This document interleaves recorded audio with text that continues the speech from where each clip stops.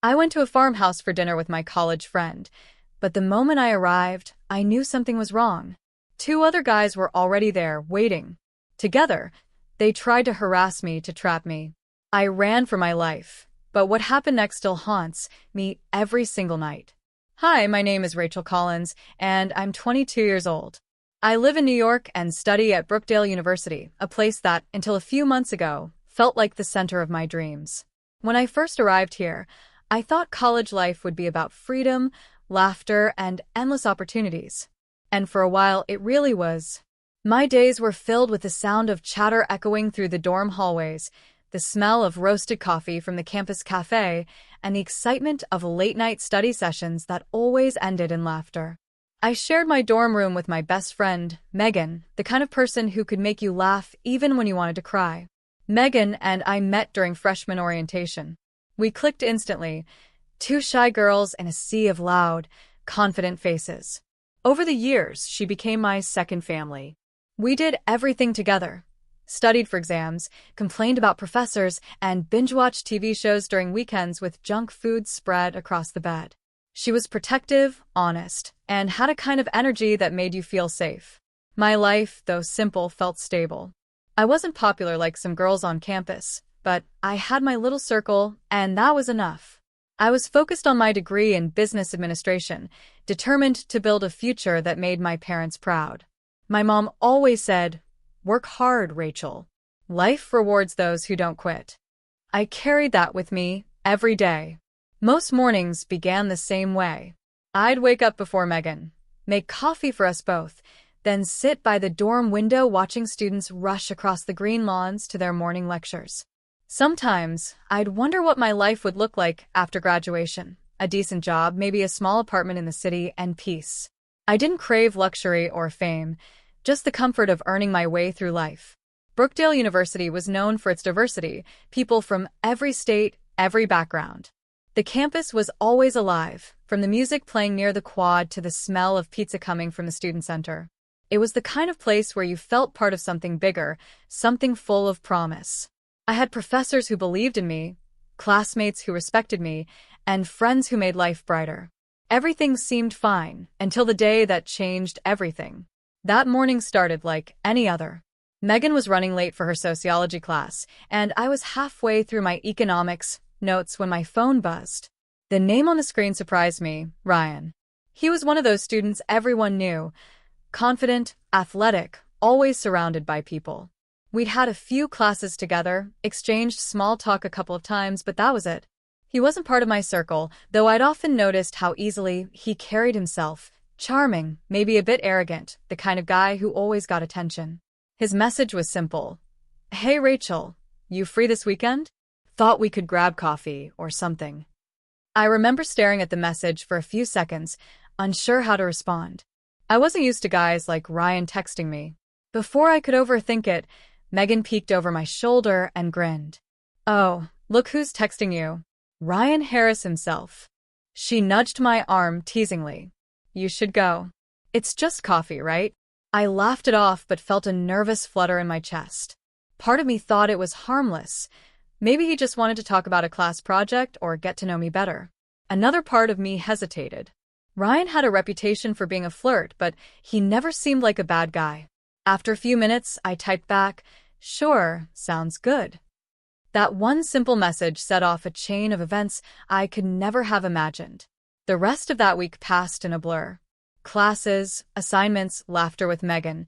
Everything looked the same on the outside, but inside, I was nervous. Ryan texted me a few times, casual and friendly. He asked about my classes, joked about our professor's accent, and mentioned how he'd noticed I always sat in the front row. It felt oddly flattering. On Friday night, as I was finishing my last assignment, Megan looked up from her laptop. "So, when's the big coffee date?" she asked with a teasing smile. "Tomorrow evening," I said, pretending to sound casual.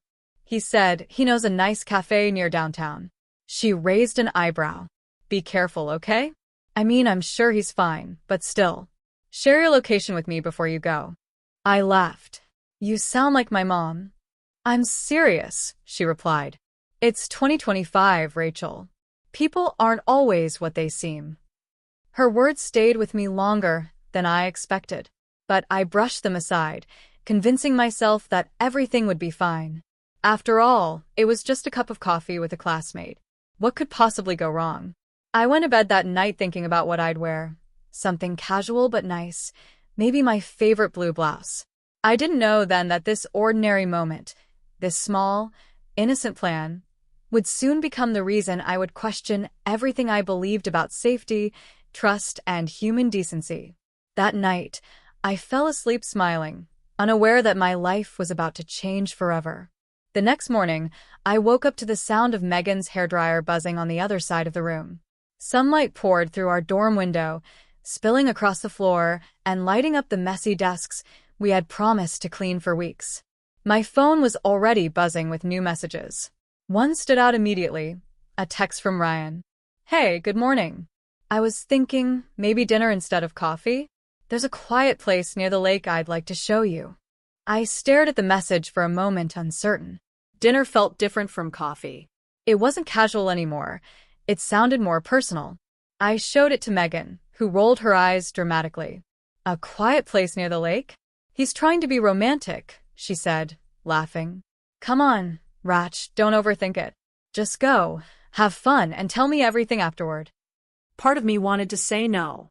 But the other part, the part that had spent years staying out of the spotlight, wanted to step out of my comfort zone for once. Ryan seemed nice enough, and I convinced myself that I was being too cautious. So I replied, "Sure, dinner sounds great. What time?" He answered almost immediately, "Pick you up at 7. Wear something pretty." I felt my stomach twist at those words, not because they were wrong, but because something about the tone felt controlling. Still, I ignored the feeling. Maybe I was reading too much into it. The day moved by in a blur. Between classes, I kept checking my phone, watching his short, confident texts pop up throughout the day. "Can't wait. Hope you like Italian. You'll love the view."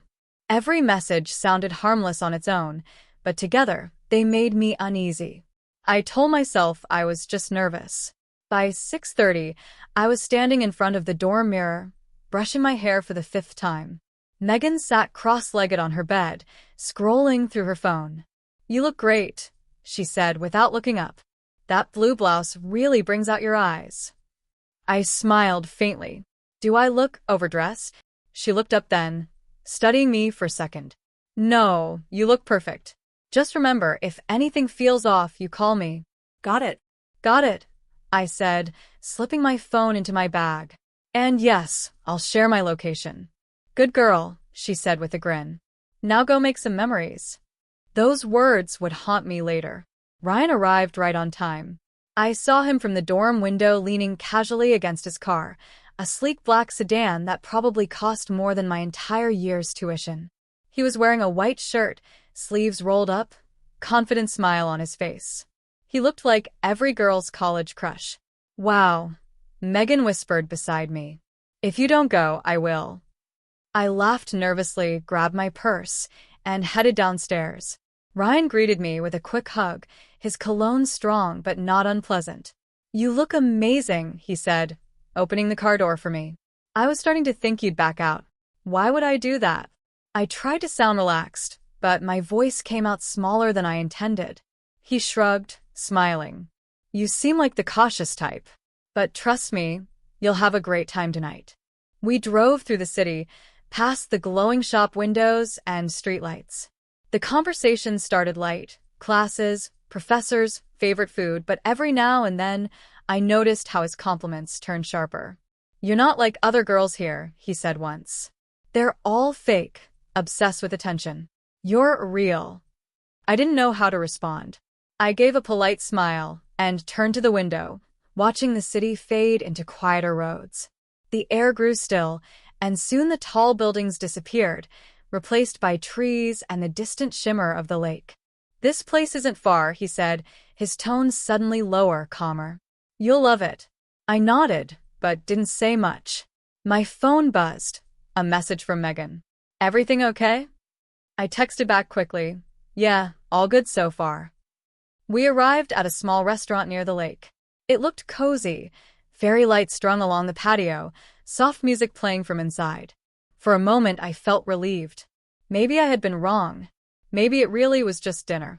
We sat by a window, and Ryan ordered for both of us without asking. "You'll like it," he said confidently. I forced a small smile, but a strange tension hung between us, something I couldn't quite name. Dinner went fine at first. He talked most of the time. I nodded and listened. But as the evening went on, his questions grew more personal, about my past relationships, about what kind of men I liked. When I laughed it off, he leaned closer and said, "Relax, Rachel. I'm just getting to know you." I wanted to change the subject, but before I could, he checked his watch.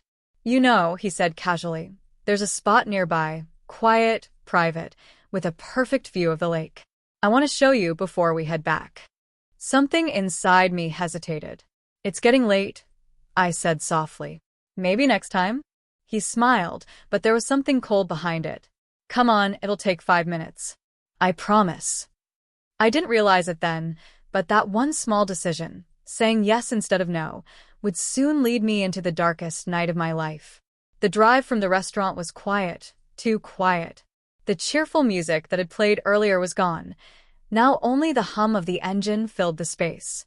I glanced out the window as the streets grew darker, the buildings replaced by trees and empty stretches of road. The glowing lights of the city faded behind us, and my uneasiness grew with every passing mile. "Where exactly are we going?" I finally asked, trying to sound calm. Ryan smiled, keeping his eyes on the road. "Just a few minutes away. It's a private lake house. My friends and I go there to hang out sometimes. The stars look amazing from the dock, you'll see." "Friends?" I thought he said we were going somewhere quiet, just the two of us. "Are your friends there?" I asked carefully. He hesitated for a second. "Maybe. They might have stopped by. Don't worry, they're cool guys." Something inside me tightened. My instincts screamed that something wasn't right, but I tried to stay composed. "Ryan, I really should get back soon. I promised Megan I'd help her with a project." I lied, hoping he'd turn the car around. He chuckled softly. "You worry too much. Trust me, Rachel, you'll thank me when you see the view." By the time we pulled into a narrow dirt road, my palms were sweating. The car's headlights illuminated a small wooden house surrounded by tall pine trees. The lake shimmered faintly in the distance under the moonlight. It was beautiful and isolated. I could barely see any other lights nearby. Ryan parked the car and turned to me with a grin. "We're here. I really think we should head back," I said quietly. He ignored that, stepping out and walking around to open my door. "Just 5 minutes. Come on." I took a deep breath and followed him, clutching my purse tightly. As we approached the porch, the door opened, and 2 men stepped out, laughing. My stomach dropped instantly. "Rachel, meet my buddies," Ryan said casually. "Adam and Eric." Adam waved lazily, a smirk spreading across his face. "So, this is the girl you were talking about." I froze. "You didn't tell me anyone else would be here," I said, taking a step back. Ryan shrugged. "They were just hanging out. Relax, it's fine." But it wasn't fine. The air was heavy, thick with something I couldn't explain. Mocking smiles, lingering eyes, the kind of atmosphere that makes your skin crawl. I could feel my heartbeat pounding in my ears. Adam leaned against the doorframe, sipping from a beer bottle. "Don't look so tense, Rachel. We're just having fun here." Eric laughed. "Yeah, come inside. You'll love the place." I shook my head. "No, I really should go. It's late." Ryan's expression hardened slightly, though his voice stayed smooth. "Come on, Rachel. Don't be rude." I took another step back. "I'm serious. Take me home." For a second, nobody moved. Then Adam muttered something under his breath, and they all started laughing again. The sound echoed through the night, sharp and cruel. Ryan took a step closer, and I could smell the faint trace of alcohol on his breath. "Why are you acting like this?" he asked, his tone now colder. "We're just trying to hang out." I looked at him, trying to keep my voice steady. "Because this isn't what you said it would be. Take me home, Ryan." He stared at me for a long moment, then smirked. "You're overreacting. Sit down for a bit, and then I'll take you." I turned away, heading toward the car. That's when Adam's voice rang out again, mocking, taunting. You think you're too good for us, huh? I spun around. Stay away from me. Ryan grabbed my wrist suddenly. Rachel, stop making a scene. Let me go. I shouted, yanking my arm back. My heart raced. Fear and anger collided inside me. What's wrong with you?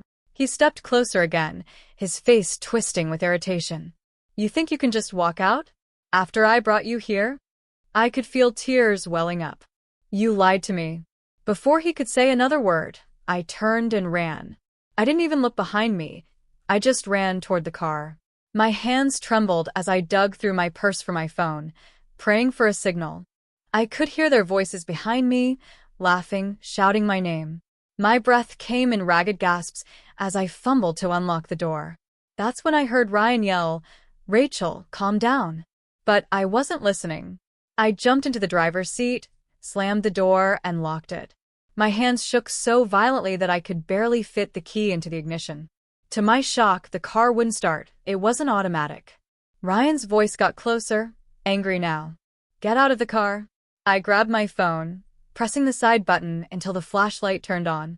That's when I noticed something on the passenger seat. My bag had fallen open, and my phone screen showed a faint red light at the top. The voice recorder app was still running. My heart skipped a beat. Megan. She had joked earlier. Record your first date for fun. That small, random decision might have just saved me. I opened the car door from the other side and bolted into the trees. Branches scratched my arms as I ran toward the main road, guided only by moonlight and pure desperation. My lungs burned, but I didn't stop. I just kept running until I saw headlights in the distance. A passing car slowed down when the driver saw me waving frantically. It was an older woman in her 50s. Sweetheart, are you okay? She asked, eyes wide with concern. Please, can you take me to the city? I gasped, trembling. She nodded without another question. As we drove away, I looked out the back window, the lake house disappearing into the dark. I could still hear their laughter echoing in my ears. I didn't know what would happen next. I didn't know if they would come after me or pretend nothing happened. But deep down, one thing was certain. Whatever that recording had captured, it was the truth. And someday, that truth would make them pay. By the time the car disappeared into the trees behind me, I could barely breathe. My legs felt like they were giving out, and every heartbeat pounded in my ears like thunder. The woman who had stopped her car kept glancing at me with worry as she drove toward the city. Honey, are you sure you're okay? Should I take you to a hospital? I shook my head quickly. No, please, just drop me near Brookdale University, I whispered. My voice was trembling, and my hands wouldn't stop shaking. When we finally reached the city lights again, I thanked her 100 times over. She wanted to wait with me, but I lied that my roommate was on her way. As soon as she drove off, I ran straight toward campus, the familiar buildings glowing faintly under the streetlights. The moment I reached the dorm, I collapsed onto the floor just inside my room. Megan jumped up from her desk, eyes wide in panic. Rachel, what happened? You're bleeding. Oh my God. I hadn't even noticed the scratches on my arms and the dirt smeared on my jeans. I couldn't speak. I just started crying uncontrollably. Megan rushed over, kneeling beside me, holding my shoulders. Rachel, talk to me. What happened? It took me several minutes before I could form words. Between sobs, I told her everything. The restaurant, the drive, the lake house, Ryan's friends, the fear, the laughter. By the time I finished, Megan's face was pale, her jaw tight with anger. Those bastards, she muttered. We're not letting them get away with this. I was shaking so badly, I could barely think straight. I just want to forget it, I whispered. No, she said firmly. You need to rest now, but tomorrow we go to the police or a lawyer. You have me, Rachel. You're not alone in this. As she helped me sit on the bed, my phone fell out of my purse and landed on the floor. The screen was still lit, the red light blinking faintly at the top. Megan frowned and picked it up. Rachel, were you recording something? I froze. Oh my God. I grabbed the phone from her hands and stared at it. The voice recorder app was still running, counting past an hour and a half. The moment flashed back in my mind, Megan teasing me earlier, telling me to record the date for fun. I had never turned it off. I pressed stop, and my breath caught as I saw the file name appear, recording_01, 1 hour 34 minutes and 26 seconds. Megan's eyes widened. Do you think it caught what happened? I didn't know if I was ready to find out. My hand trembled as I pressed play. For a few seconds, there was only muffled background noise.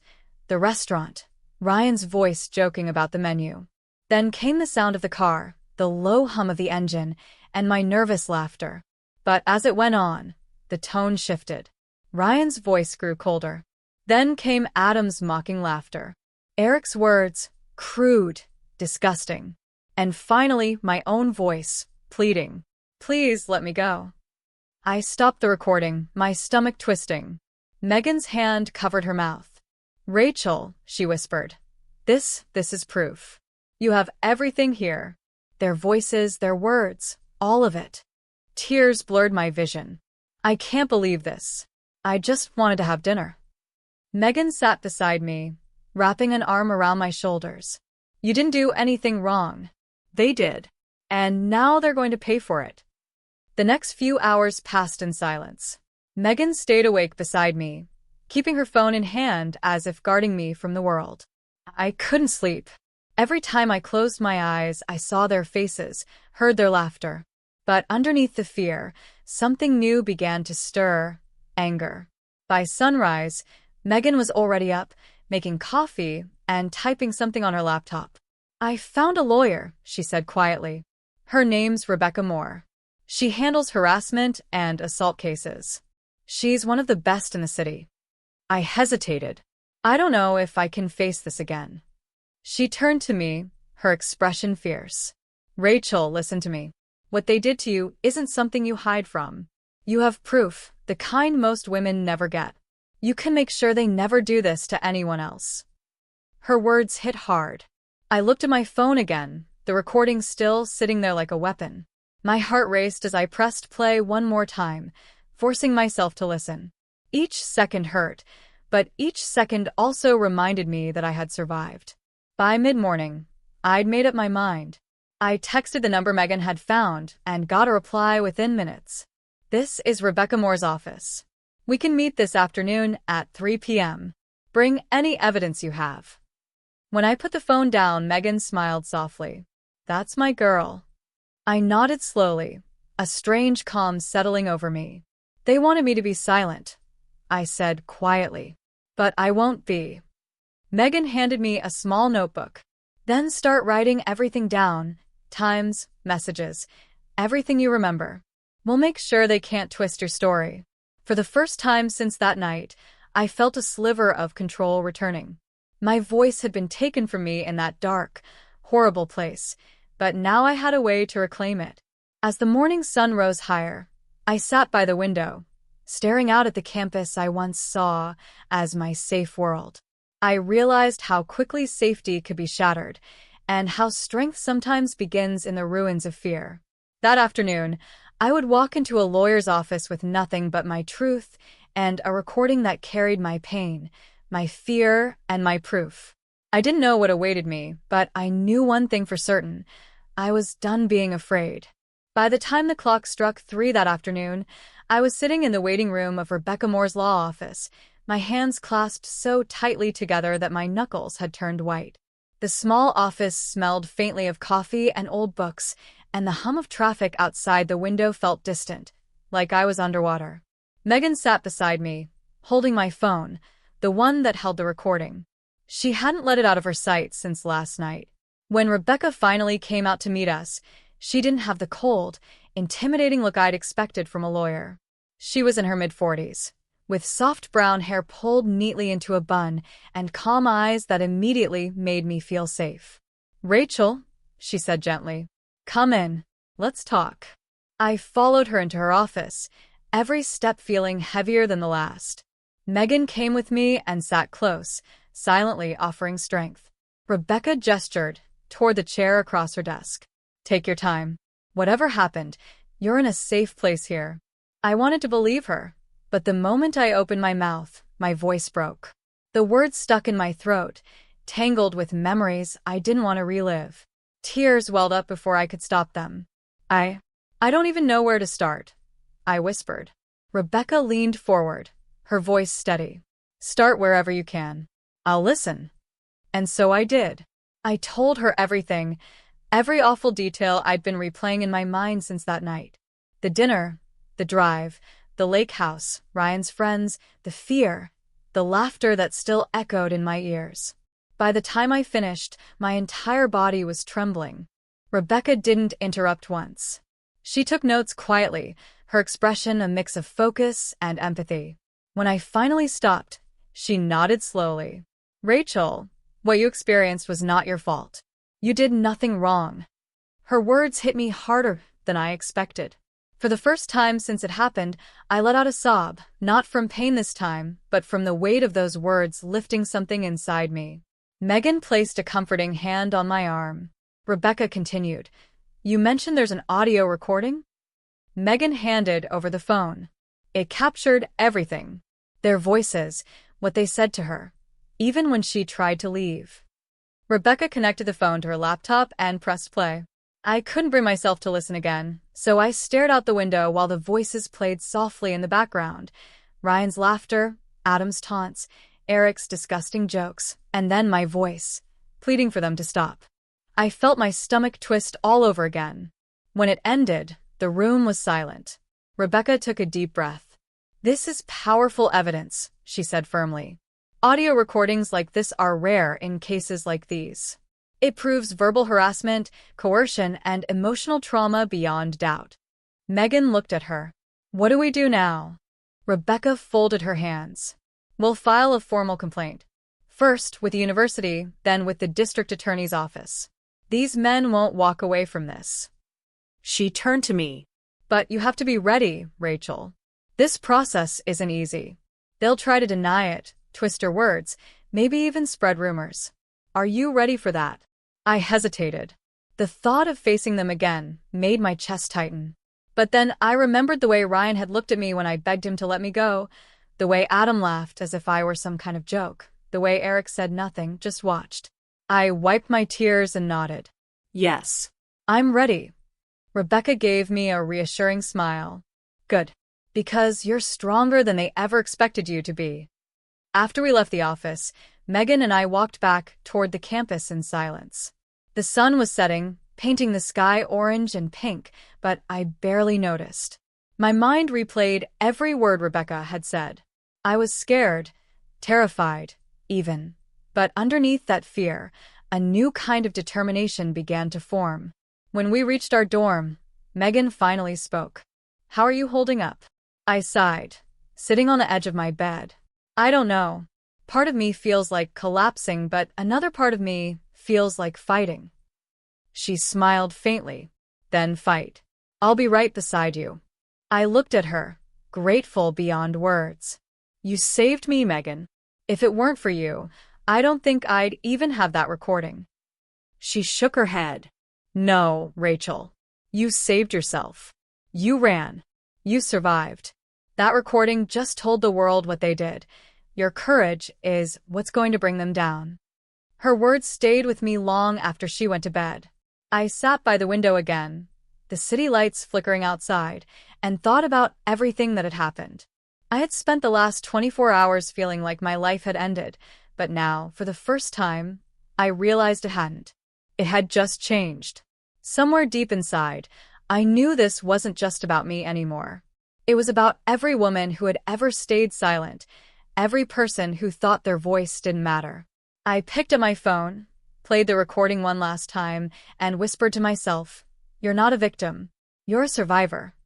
That night, I finally slept, not peacefully, but with purpose. The next morning, we would file the case. And for the first time since that awful night, I wouldn't be running anymore. I would be standing my ground. The next morning, I woke up with a strange mix of fear and calm running through me. Megan was already up, packing her bag. Today's the day, she said, her voice firm. We go straight to the courthouse after meeting Rebecca. She said she's ready to file the complaint. I nodded, though my stomach twisted with nerves. Every part of me wanted to hide, to crawl under the covers and pretend none of it had ever happened. But the stronger part, the part that had survived that night, wouldn't let me. I had promised myself I wouldn't stay silent anymore. We arrived at Rebecca Moore's office right before 10. The morning air was crisp, and the world outside looked painfully normal. People walked by with coffee cups and headphones, smiling, laughing, as if my world hadn't completely fallen apart days ago. I envied their peace. Inside the office, Rebecca greeted us with a confident smile. "Morning, Rachel." "Morning, Megan." "I reviewed everything last night, the recording, your statement, the timeline. You both did excellent work documenting everything." Her tone was professional but warm, the kind that gave me just enough strength to keep going. She motioned for us to sit. "I want to go over how we'll proceed. We'll file a criminal complaint today and notify the university's Title IX office immediately. Since the incident happened off campus, the legal case will go through the city's district court, but the university must be informed as well." I listened carefully, trying to absorb every word. "Will they have to come to court?" I asked quietly. Rebecca nodded. Yes. "Once charges are filed, Ryan and his friends will be summoned. They'll likely deny everything at first, but the audio recording gives us leverage. It's our strongest piece of evidence." Megan leaned forward. "And what happens after that?" Rebecca explained the process step by step. Statements, hearings, trial dates. It all sounded so heavy, so complicated. But then she looked directly at me and said, "Rachel, this is more than just a case. It's about your right to feel safe and respected. You have every legal protection on your side." Something about the way she said it steadied me. I nodded slowly. "I'm ready." Rebecca smiled slightly. Good. "I also contacted a victim support counselor for you. She'll be available anytime you need to talk. The legal system can be rough emotionally, but you won't go through it alone." Her kindness made my throat tighten. "Thank you," I said softly. "I don't even know how to express what this means." Rebecca reached across the desk, her voice steady. "You've already done the hardest part. You spoke up. Most people don't. That courage will carry you through everything else." When we left the office, I felt something I hadn't felt in days. A faint but real sense of power. Megan squeezed my hand as we walked down the courthouse steps. "You did it," she said quietly. Inside the courthouse, the clerk took our paperwork and audio file. Rebecca handled everything with precision. She moved like someone who had fought this battle many times before. Watching her gave me hope. When she turned back to me after signing the last form, she said, "It's official. The complaint is filed. The court will notify the defendants within 72 hours. Those words hit me hard. It was real now. They would know. They would hear my name again, but this time, not as someone to mock, but as someone standing against them. As we walked back outside, the sunlight was blinding. For a moment, I closed my eyes and let the warmth touch my face. I realized my breathing had changed. It wasn't trembling anymore. It was steady. On the drive back, Megan broke the silence. "You know, when I first met you, you were the quiet one in every group. But now look at you." I smiled faintly. "I'm still quiet," I said, looking out the window. "I just learned that silence doesn't mean weakness. Sometimes, it's the space before you speak the truth." Megan nodded, smiling. "And your truth is going to make a difference." When we got back to campus, students were moving between classes, the world spinning just as it always had. But for me, everything had shifted. The fear was still there, it probably always would be, but underneath it was something stronger. I wasn't just a name on a file anymore. I was Rachel Collins, the girl who refused to be silent, the girl whose voice would echo louder than their laughter ever had. The first hearing came faster than I expected. One moment I was sitting in Rebecca's office signing papers, and the next, I was standing outside the courthouse, a tall, intimidating building of gray stone that seemed to swallow the sunlight. My palms were sweaty, and my heart wouldn't slow down no matter how many deep breaths I took. Megan squeezed my hand. "You're not alone, Rach. Remember that." Inside, the air was heavy, filled with whispers, shuffling papers, and the faint echo of heels against marble floors.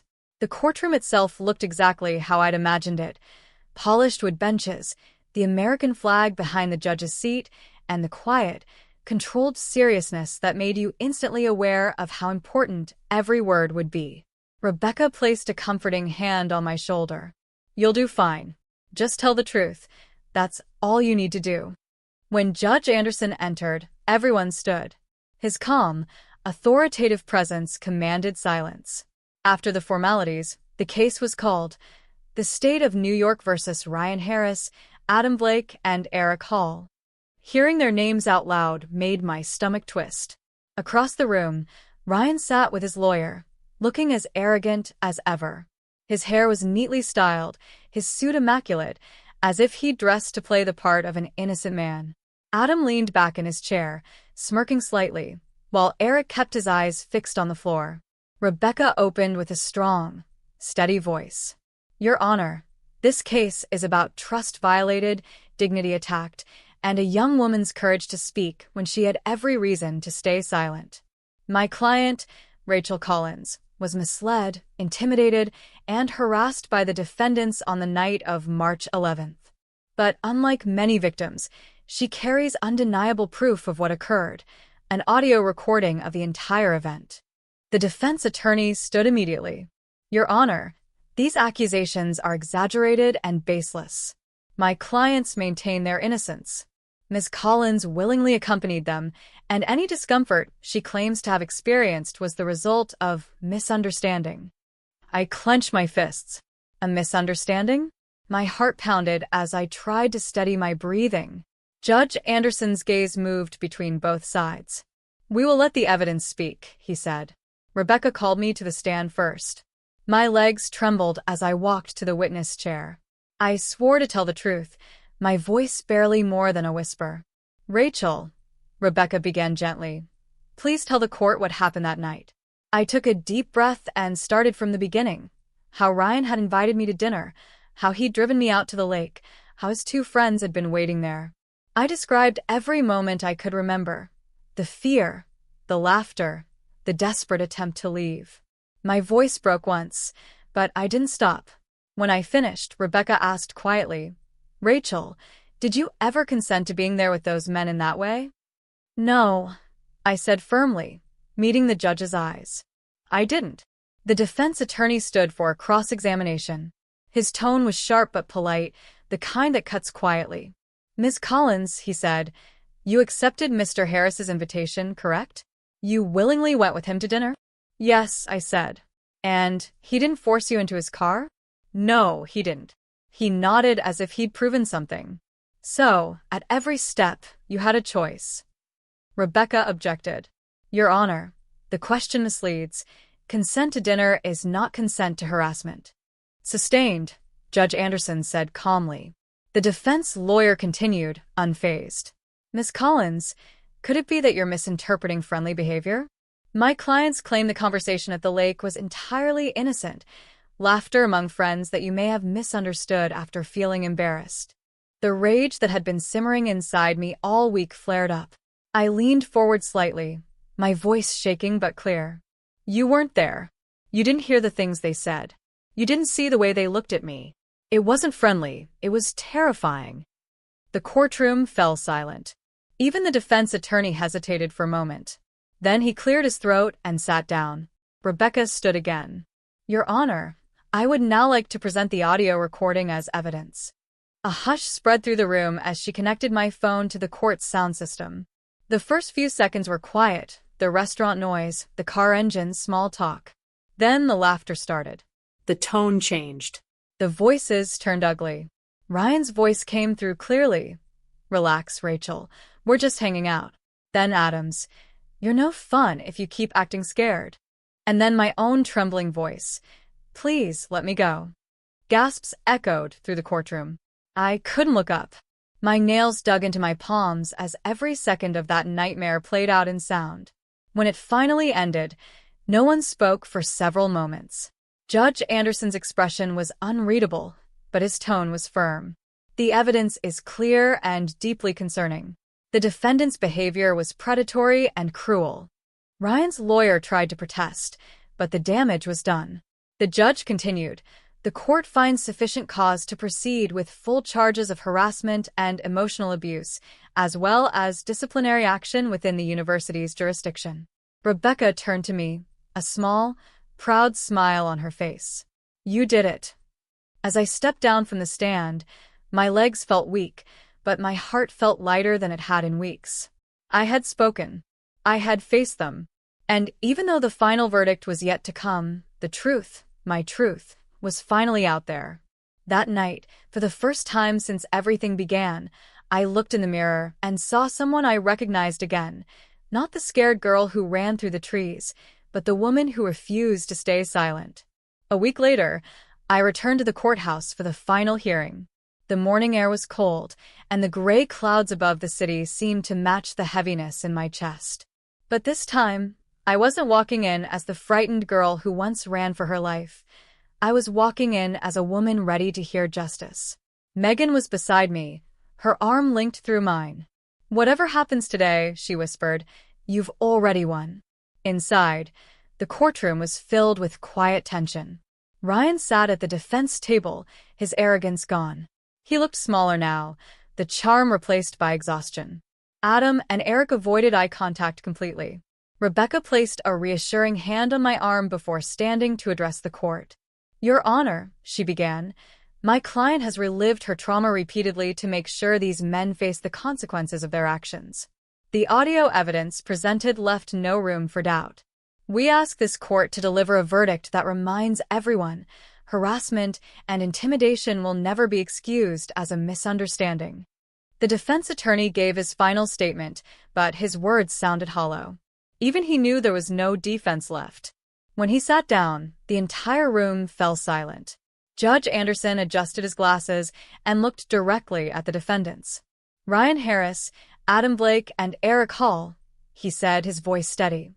"The evidence presented to this court clearly demonstrates that your actions caused deliberate harm and emotional trauma. You attempted to manipulate and intimidate a young woman for your own amusement. The audio recording leaves no ambiguity about your intentions. This court finds you guilty of harassment and emotional coercion." The room was so silent I could hear the faint tick of the clock behind the judge. He continued, "You are hereby sentenced to 1 year of probation, mandatory counseling, community service, and permanent expulsion from Brookdale University. This verdict will be part of your public record." Ryan's jaw tightened. Adam cursed under his breath. Eric just buried his face in his hands.